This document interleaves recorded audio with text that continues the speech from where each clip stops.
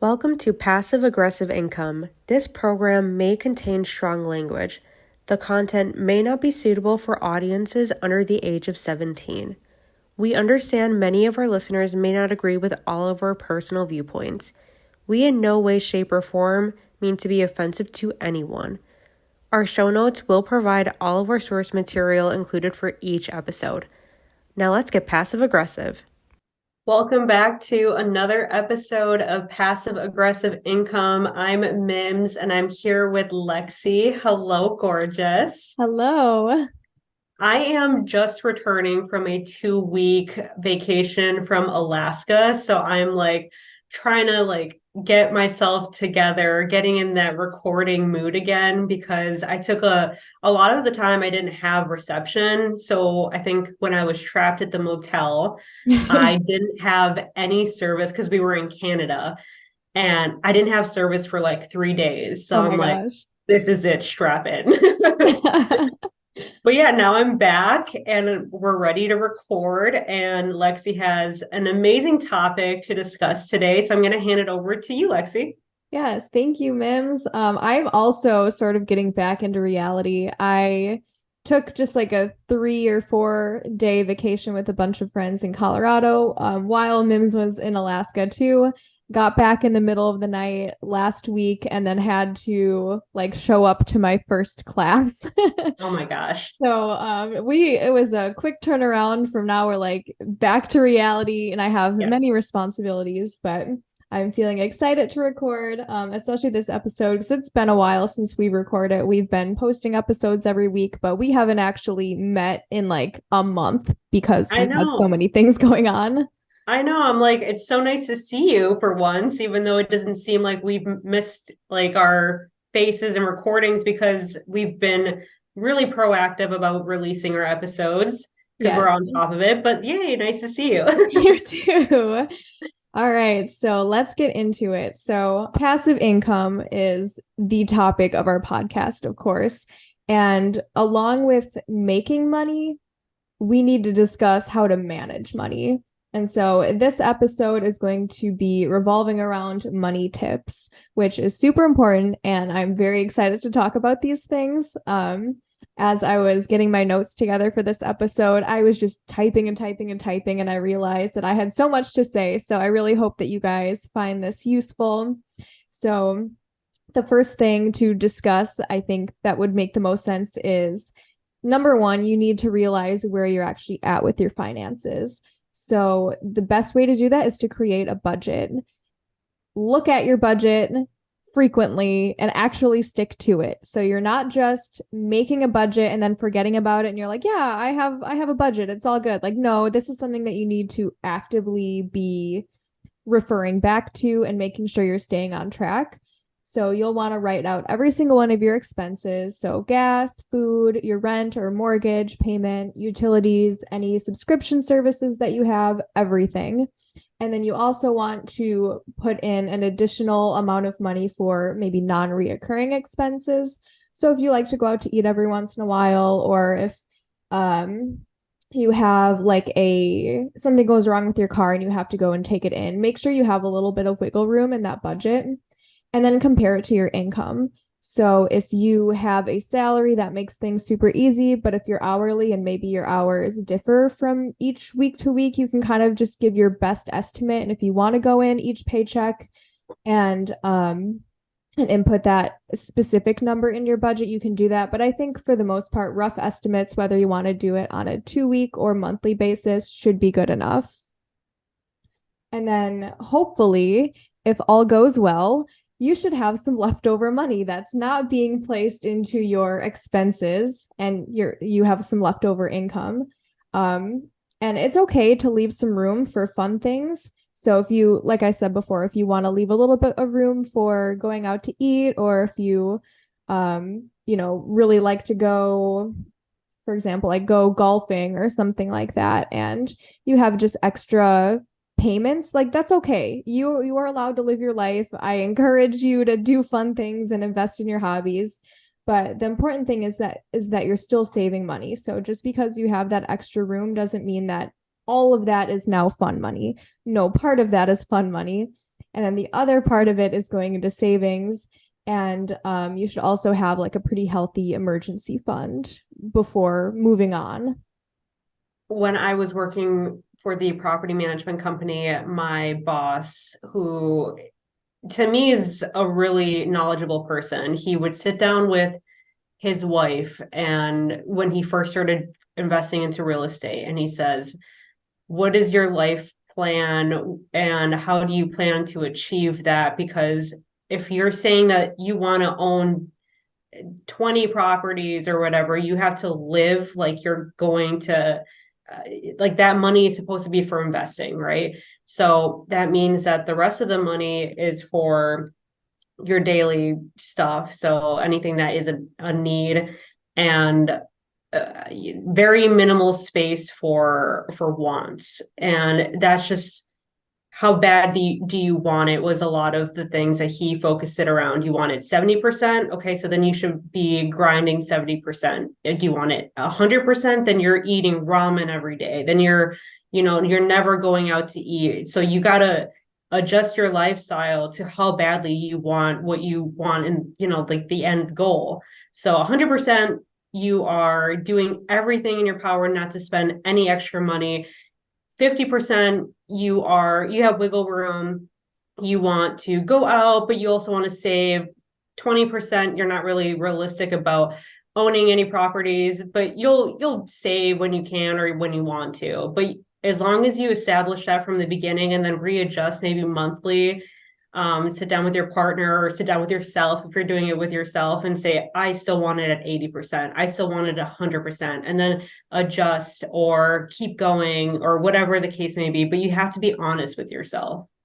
Yeah, that's such a good point. It really is like this first sitting down and creating your budget is a way for you to think about what your life goals are, what you want out of life, what you're saving for. So if you do want a house or if you want several properties, then you need to put that into your budget where you have like a good portion of your paycheck going into that savings account that you don't touch. That's only for your house fund.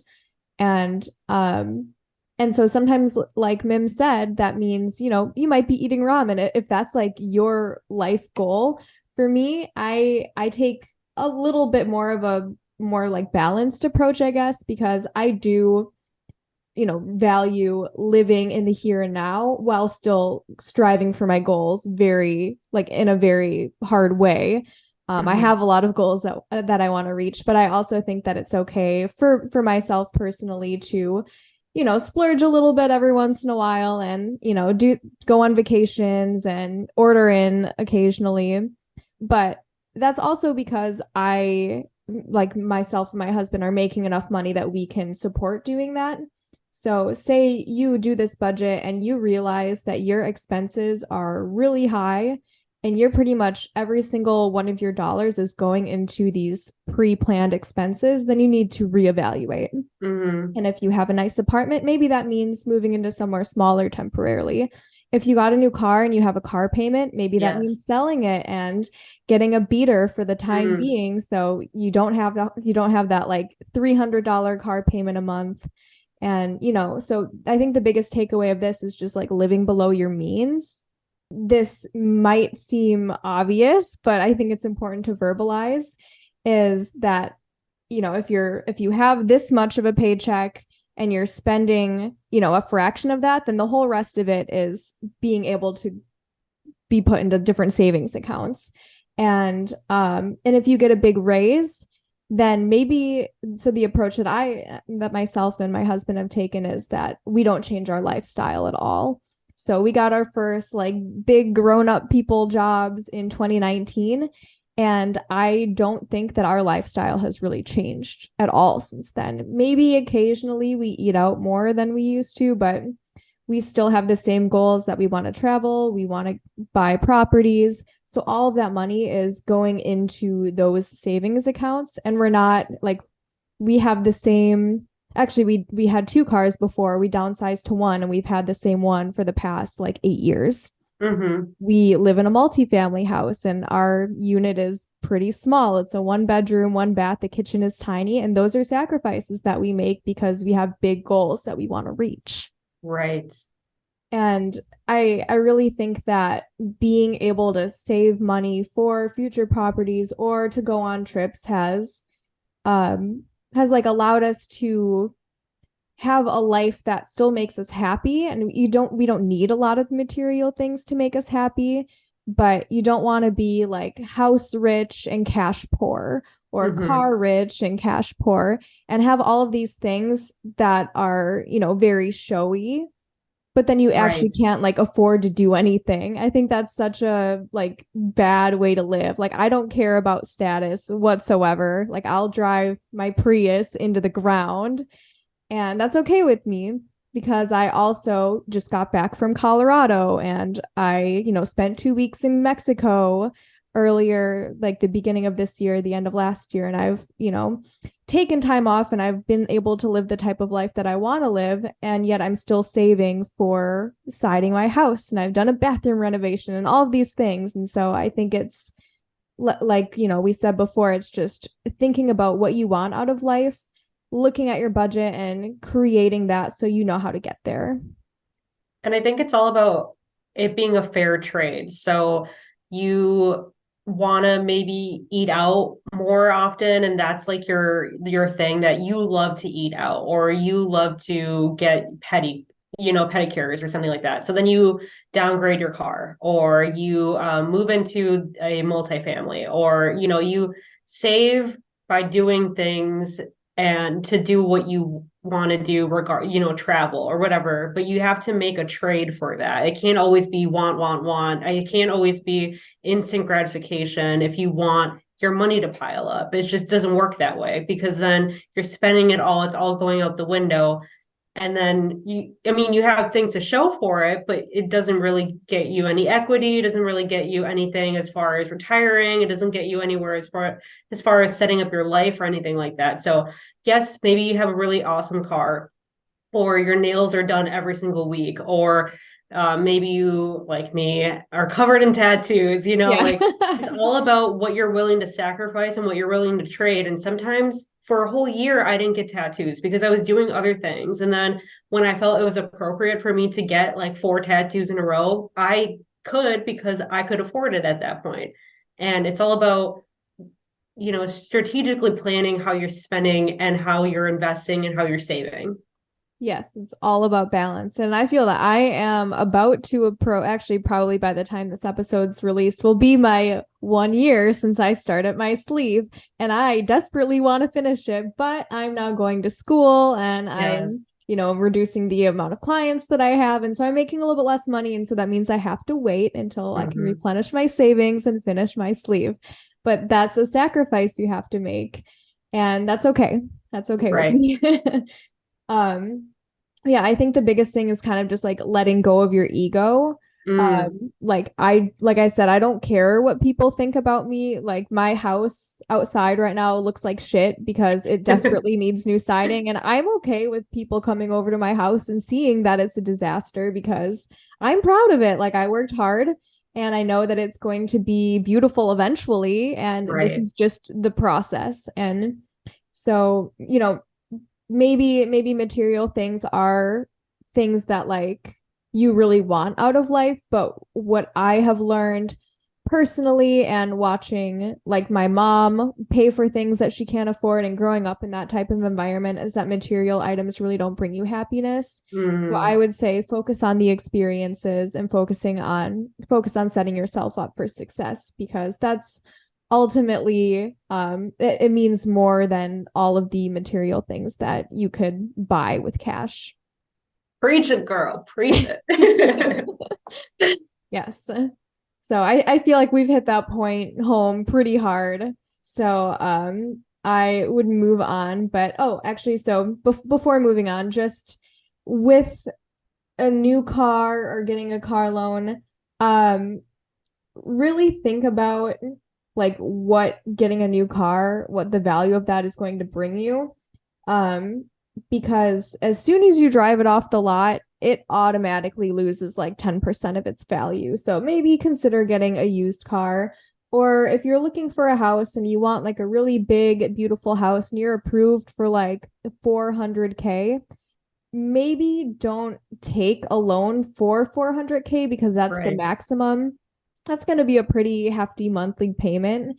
And with interest rates and everything, maybe it's best to just because you're qualified for it doesn't mean that's like a good financial decision. So I would always say, whether it's a car loan or a house mortgage or anything like that, like don't take the maximum loan that you're qualified for. Yes. And don't spend your maximum credit limit as well. Just because you have it doesn't mean that you should use it. Yes. Yes, I will be talking a little bit more about credit cards later in this episode, but oh my God, yes, that's very good advice because credit Right. cards are scary. They are. They are. So the next thing that I did want to discuss, along with, sort of purchasing power and like buying material things, is consider buying secondhand. I know Mims also is a big fanatic of secondhand shopping, as am I. So without even taking the financials into consideration, number one, it's just the most like sustainable way to shop, especially with like fast fashion. It's the most sustainable and ethical way to shop. But also it's super cost effective, and you can actually get some really cute stuff. People get rid of things that are essentially brand new sometimes. And yeah, my personal favorite thrift store is Plato's Closet because their clothes are usually like in trend still. Right. But yeah, sometimes like new things with the tags on will show up in there, but it's discounted because it's a thrift store, which is crazy. But also don't discount a Goodwill or a local thrift store too, because they will often have really cute stuff too. St. Vincent's de Paul is my favorite because they're like reasonably cheap. And I probably like 7 times out of 10, I have gotten clothes with tags on or just like really lightly used. And I'm like, what are people doing? I mean, it'd take a lot for me to just be like, I never wore this, I'm gonna Yeah, donate bye. it. But people Yeah, do. So it's yeah, crazy. I save you a ton of money. I seen a tag that it was worth like $90 for a pair of pants, and I got it for $3. And I Oh still my think gosh. about it to this day. I'm like, why? But good for me. Yeah, great for you. That's amazing. And also I am good friends with someone who used to be a manager at Earthbound. Mm. And they would negotiate with Plato's Closet to like give them a bunch of clothes, and then they would sell it for a discounted price at Plato's Closet. So sometimes your stuff actually is new and you can find stuff that they're like Oh. currently selling, but brand new at like a thrift store. So if you're worried about it being like, oh, well, this is like old stuff and it's not cute, like it is. Like this dress that I'm wearing is thrifted. Like pretty much every single thing that I own is thrifted. Same. That's Same. awesome. Yeah. And I get a lot of compliments with my fashion. So Yeah. I mean, it's just so worth it. And if you have the patience, take like an hour and just go through everything because that's just how you're gonna find like the little jewels that people throw away because if you just skim, obviously you're not going to find anything and you're going to find that ratty little shirt right off the bat because there's 10 of them and there's one or maybe two really awesome items. So have the patience, get a coffee, go with your bestie, make an afternoon out of it, have fun with it. Because if you're just going in just to be like, I need new clothes and I'm really upset about shopping at a thrift store, you're not going to have fun. So No. Yeah, make it an experience. I'm not one who really like enjoys shopping, but I still think it's fun to like look at all of the things and kind of like when you do find something that's really cute and it's in your size and it fits you right, like it's very exciting. in More the so than like a throwbacks, regular shopping experience. right. And the throwbacks, The because throwbacks. sometimes I like come across things like those studded belts. Do you remember Oh my that? God, yes. And like just the things that we used to wear. And I'm like, oh, the memes, I love it. Yeah, so funny. It's just, like it's a whole experience. So Really is. shopping secondhand, definitely recommend it. It's good for your wallet, it's good for the planet, it's good for people, and it's also just fun. So Mhm. that's my advice. As far as like name brand things when you're thrifting, I like name like you can spend $300 for like a designer pair of jeans, but ultimately it's a pair of jeans and it's going to be the same thing as like something that's off brand. So I would really try to forget about like what brands are like luxury or whatever, and just like look at the actual like clothing item itself. And sometimes you actually might find name brand things at a thrift store too. So keep that in mind. Dude, one time I found a Louis Vuitton and I At, have at a it thrift to this store. day. That's crazy. I know, and it was a purse that I got in Milwaukee, and I don't know if it's fake or not, but I'm not gonna check it out because to me it's a Louis Vuitton. Yeah. And I got it for $10, and Oh I'm my like, God. what? And then I've gotten Versace sunglasses, Gucci sunglasses, just a whole bunch of designer things that people just like are done with because they're out of season or out of style or whatever. And I'm like, okay, well, they can go in my closet. That's totally fine.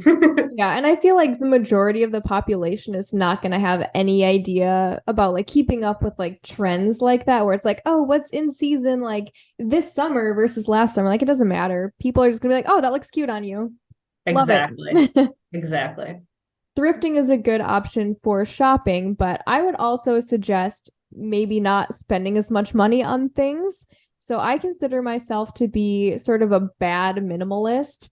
I feel like I align myself with a lot of like minimalist values, but it also feels like I have a lot of things. Like my house isn't empty. I have a bed frame. My mattress isn't just like sitting on the ground. And then also, if you take a look at my furnished rentals, why the fuck do I have 11 TVs? Literally 11 TVs. Only one of those is actually like in my house for personal use, but Are like, you serious? Oh, yeah, wow. I mean, I have, including the one that I live in, 5 units, and a lot of those are like two bedrooms, which each have a TV, and a Oh, living room, gotcha. which has a TV. And so, like, I have a lot of things, which I guess is why I consider myself to be a bad minimalist. But in reality, like what I own for myself is really just what I need and what brings me happiness. And I think that it does tend to be less than the average person. So I will talk about like clothing and things maybe in like a future episode, as far as like how I've been able to keep my wardrobe small because like that matters to me. Maybe it doesn't matter as much to other people. But yeah, so minimalism is a topic I think I could discuss for quite a long time. So if you guys are interested, then let us know either on social media or leaving a comment on the YouTube video. That's something I'd definitely be interested in talking more about.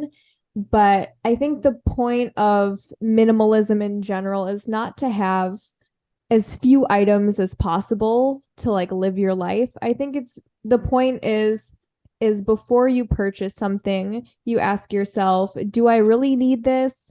Is this going to bring me happiness? Will I regret this purchase later? Would I rather spend this money on travel or tattoos or saving for my house or, whatever? And so, really, just like taking a pause before spending any money and thinking, is this something that is going to like bring my life value? And so, personally, I don't really like a lot of clutter and I don't like a lot of things. So, I think minimalism is a good fit for me. But if you're a maximalist and you do like a lot of things, you like tons of like wall decor and you like to have a big wardrobe, yes, Mims is pointing to herself. Oh my gosh. Um, I think that's okay. That's totally okay. And you can still ask yourself those same questions. And maybe the answer will be like, yes, I do want this. This is going to bring me happiness. And that is going to be the answer more often than for someone like me. But that's okay. It's just about taking the pause and not just blindly spending money. And ultimately, I think if you do ask yourself those questions, you will end up reducing your spending. So as a maximalist, I struggle a lot with bringing things into the house. So uh, it's taken a lot of time for me to get to this place. But what I do when I go shopping, and mostly it's thrifting, so I justify it with it's so cheap, blah, blah, blah, blah. But even so, I have to think about, do I have space for it? because my closet is barely shutting. So do I have space for it? How much is this going to cost me work wise? Like, how many hours did I invest at work for me to buy this piece of clothing, piece of art, whatever it is? And am I just liking it right now because of the price or because it's just semi cute or whatever? Can I live without it?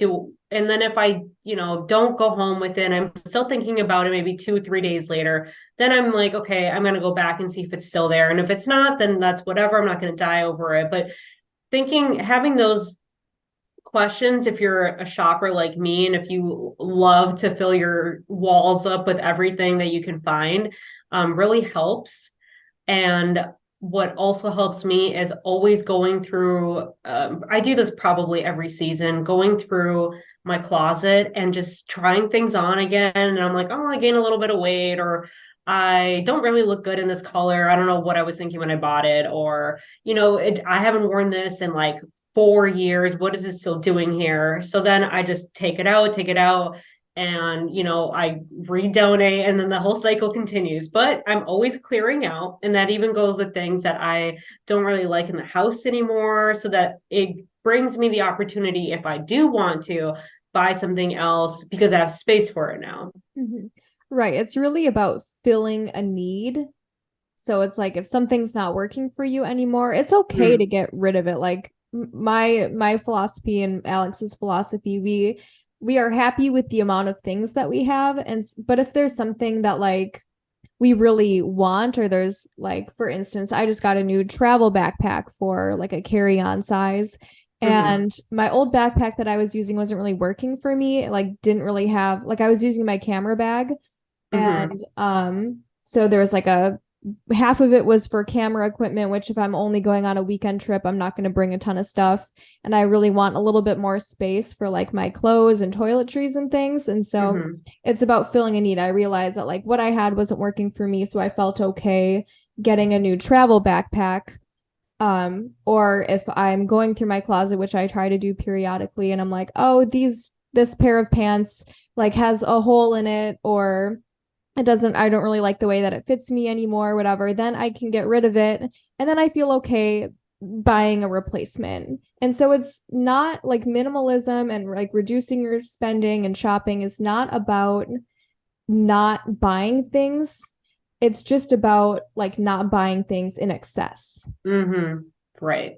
So we've talked about building a budget, making sure actually periodically, like I would suggest monthly, going back and looking at the budget, putting in all of your expenses, looking at your credit card payments, all of those things, trying to live below your means, and then buying secondhand, only buying things that bring you happiness or that fill a need.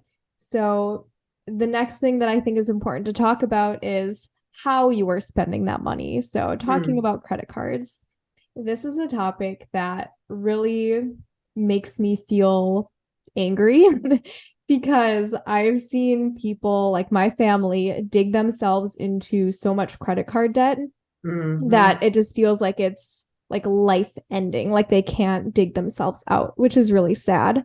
Yes. And so there is a correct way to use credit cards. And if you use them properly, then they're great. They have tons of benefits and, it can help build your credit and things like that. But if you use them improperly, it can be really, really damaging. Yes. So first of all, credit cards don't have to be scary. Personally, I love my credit card. I actually pay for a yearly subscription to have a Chase Sapphire Preferred card because I really like the benefits that it brings. You can build credit. They have really great like a miles program. So for every dollar you spend, you'll get like a percent of that back in miles. And then they also have a platform where you can book hotels and plane tickets through their website, and you get good deals and you get like additional money if you're booking it through their site. And so they have really awesome benefits. And because of that, I literally put every single one of my expenses that I can on that credit card. So everything in my life that costs money, as long as there's not a fee to use a credit card, goes on that card. Groceries, utilities, other activities, everything. And then I pay it off in full every month, which is the key. You pay it off in full every month. Yes. But if you don't do that, you need to realize that credit card interest rates are anywhere from like 10 to 20 or more percent. And depending on your credit score, they can be like so unreasonably high. And so if you're just paying the minimum, you're like, by the time you maybe pay off that amount in a year, it's now like 20 times that price because of credit card interest. It adds up very, very quickly. Right. So make sure that you're paying them off in full every month. You're not just paying the minimum, because once the month passes and you haven't paid off the full amount, then whatever is left on your credit card is now accruing interest that you're going to have to pay off. So make sure that you are doing you're using your credit card properly. And if you are, and you get a card like I have that has really great benefits, I've actually paid for entire vacations using miles, so which is essentially free. Myself and Alex paid for our plane tickets from Southeast Asia to Minneapolis for free. We went to Vegas for free, paid for plane tickets, our hotel.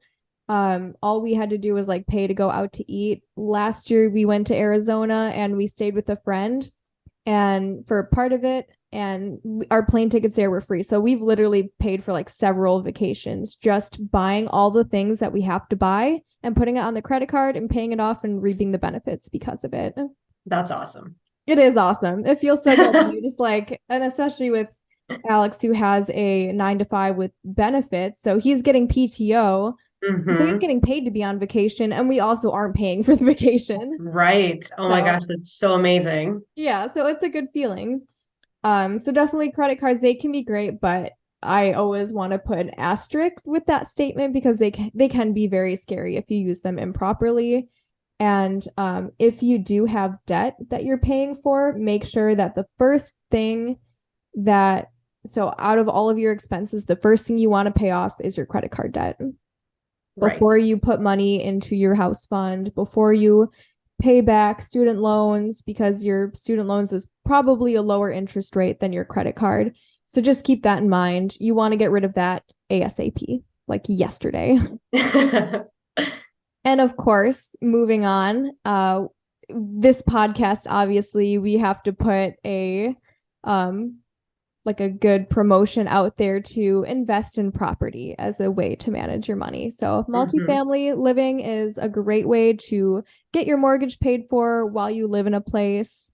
You know, I think that there's no shame in living in a duplex, a triplex, a quad, like whatever. I think that it's just like a really smart financial decision. And especially while you're young, or if you're just starting out in real estate, I think that's an awesome way to go. Also, don't discount home appreciation. Things are kind of weird right now, but if you got a really good deal on a house and you stay there, you might end up like not doing anything at all to the house, and suddenly your house has appreciated like several tens of thousands of dollars just because of the way the economy is. So that's also why I think it's a great way to invest in property. We've talked a lot about that topic, so I'm just going to leave it at this, and you guys can refer to many of our previous episodes about real estate for more information. Right. And of course, our inboxes are always open. Yes. And so other places that you want to put your money into would be like an HSA account, which is a health savings account for retirement. A 529 school savings account, which I've set up for my nieces and nephews that we put money into for their birthdays and holidays, because again, I'm not really one for material belongings, and I think that investing in their future is going to set them up more for success than just buying them a toy that they're going to forget about in a month. And then also retirement. That's a whole big topic that I will be discussing in a separate episode. So although it's not the most exciting thing, obviously it relates to saving money. And so I think that's like the most important thing that you can be doing for your future self. So we'll have a whole episode dedicated to that. But in the meantime, those are some awesome tips for you guys for managing your money. I hope you find that helpful, and I hope you listen.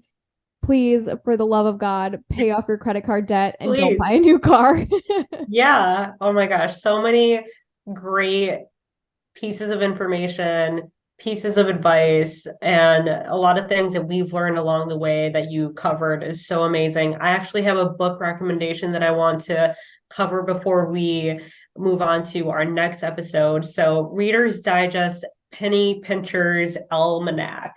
It's this guy right here. So, it covers good eats for less, beauty on a budget, a penny smart parenting, special occasion hacks, going out and spending wisely, thrifty traveling, thrifty home improvement, cheap car talk. No, that doesn't mean buying a beater. It covers which is the best car to buy, car care that helps save money in the long run, and money savvy medicine. So if you ever come across this book, or if you want like a really lighthearted way to attack uh, being a penny pincher, this is a really awesome book. It's really fun, as you can tell by the cover of it. And I got it for $1. So I bet it was secondhand. it was. So I'm already practicing. That's amazing. Yeah, those are some really good tips. And there's so much more that we could cover in this episode, but I wanted to just kind of give a rough overview of all of some of like my biggest tips that I found helpful in my life to save money. Like I said, we can go into several of these topics more into detail, and I'm sure at some point we will too. So stay tuned for that. But thank you guys for listening. Let me know what was the tip that you found the most helpful, and if you're already implementing these things, what successes have you seen because of it? Thank you again for listening, and we will see you guys next Monday. Bye. Bye. Passive Aggressive Income was written, recorded, edited, and produced by co-hosts and creators Mims and Lexi. We truly want to thank our listeners, collaborators, friends, and family that continuously support us for all the love we receive. If you enjoy our show, please give us a glowing rating and review on Apple Podcasts and Spotify. Also, follow us on Facebook and Instagram to see what we are up to. For any inquiries, please email passiveaggressiveincome2023@gmail.com. Episodes of Passive Aggressive Income are available wherever you listen to podcasts, so make sure to subscribe and like us on your favorite streaming platform.